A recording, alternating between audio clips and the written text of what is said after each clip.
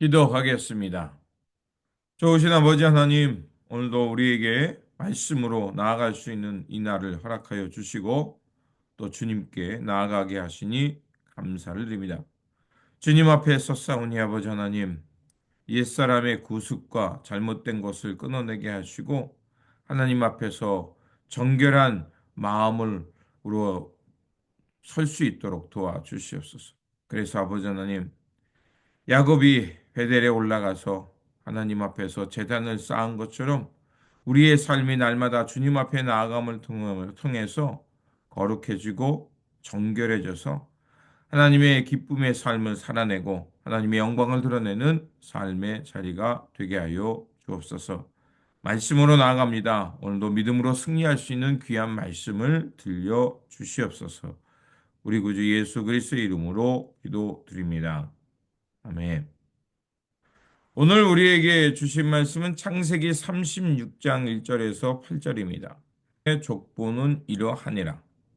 에서가 가나안 여인 중 헷 족속 엘론의 딸 아다와 히위 족속 시므온의 딸인 아나의 딸 오홀리바마를 자기 아내로 맞이하고 또 이스마엘의 딸 느반요의 누이 바스맛을 맞이하였더니 아다는 엘리바스를 에서에게서 낳았고 바스맛은 루엘을 낳았고 오홀리바마는 여우스와 얄람과 고라를 낳았으니 이들은 에서의 아들들이요 가나안 땅에서 그에게 태어난 자들이더라.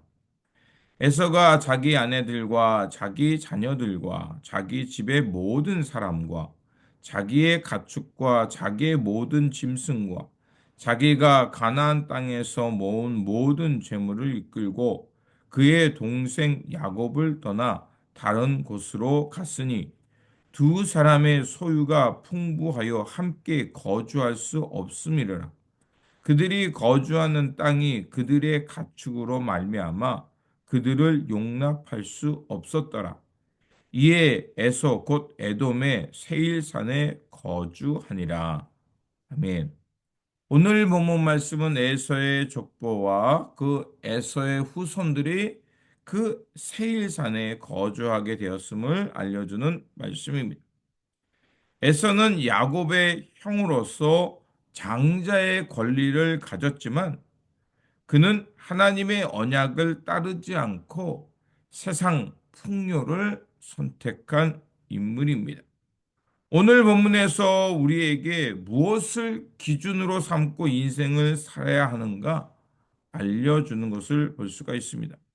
먼저 에서의 삶입니다. 에서의 삶은 우리가 그는 장자의 명분을 가졌지만 가볍게 여겨서 팥죽 한 그릇에 그 명분을 팔아버렸던 일화가 있습니다. 창세기 25장에 나오죠. 이는 단순한 실수로 보기보다는 자기의 배고픔, 그 즉각적인 그 만족을 위해서 하나님으로부터 받은 그 장자의 명분, 그 축복을 경시하는 태도를 보여주는 것을 볼 수가 있습니다. 오늘 본문 말씀에서도 에서는 야곱과 함께 가나안 땅에 머무르지 않습니다. 그리고 더 나은 삶을 향해서 세일산으로 떠나버리는 선택을 하게 됩니다.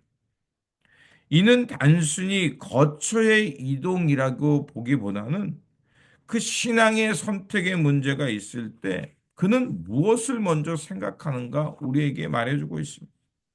왜 에서는 가나안 땅을 떠나야만 했을까요? 본문은 이렇게 말합니다. 7절입니다. 그들의 재산이 많아서 함께 거주할 수 없었고 그들이 거주하는 땅이 그들의 가축으로 인하여 능히 그들을 용납할 수 없습니다. 즉 에서와 야곱 모두 재산이 많아졌습니다. 그래서 가나안 땅에 살기에는 부족했을 것입니다.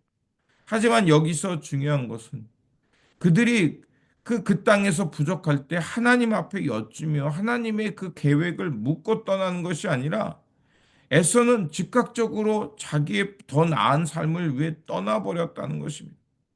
단순히 땅이 부족해서라기보다는 그의 삶의 중심이 장자의 명분을 경시했던 것처럼 하나님의 약속보다는 자신의 만족, 유익, 풍요가 더 앞섰다는 것입니다.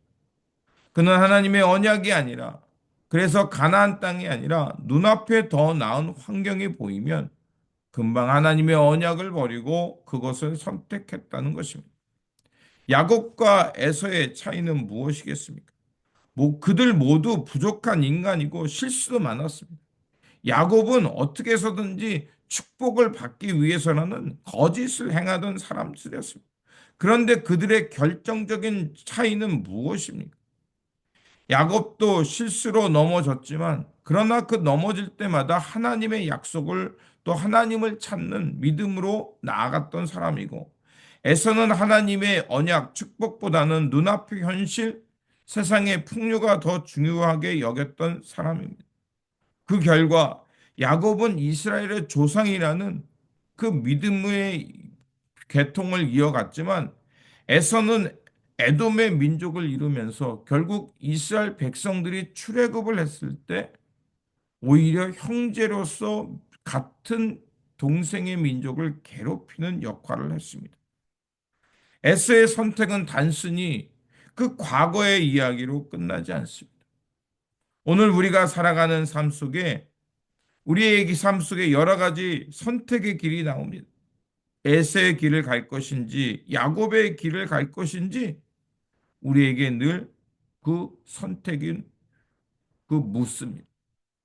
그럴 때 우리는 그 에서의 길에 그 결과가 어떠했는지 오늘 본문을 통해 깨달은 것처럼 야곱의 길, 믿음의 길, 실수하고 넘어지지만 그럼에도 불구하고 하나님을 찾고 하나님의 이름으로 다시 일어서는 믿음의 길을 가야 할 것입니다. 우리는 날마다 이렇게 도전을 받습니다. 일터에서, 가정에서, 우리가 사는 사회 속에서 하나님의 뜻을 따를 것인가, 아니면 현실에 더 나은 길을 선택할 것인가, 늘 도전을 받습니다.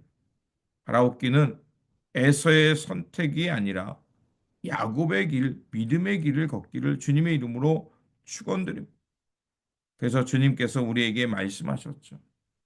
마태복음 6장 24절에 너희가 하나님과 재물을 겸하여 섬길 수 없다.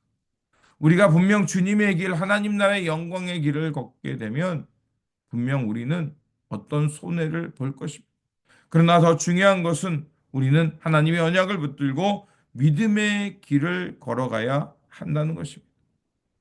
그러므로 오늘 우리에게 주어진 이 삶 속에서 아무리 화려하고 달콤해 보여도 그것이 과연 하나님 앞에서 옳은 길인가? 내가 그것을 향해서 믿음의 영광, 하나님의 뜻을 이루는 길인가를 생각하면서 묵묵히 주님의 길, 하나님의 언약의 길을 걷는 저와 여러분들이 되시기를 주님의 이름으로 축원드립니다. 기도하겠습니다. 우리 삶의 주관자가 되어 주시고 이 역사를 이끌어 가시는 하나님, 우리 삶 속에 늘 선택의 기로가 있습니다. 그럴 때마다 하나님 나라와 주님의 영광을 먼저 생각할 수 있도록 도와주시옵소서.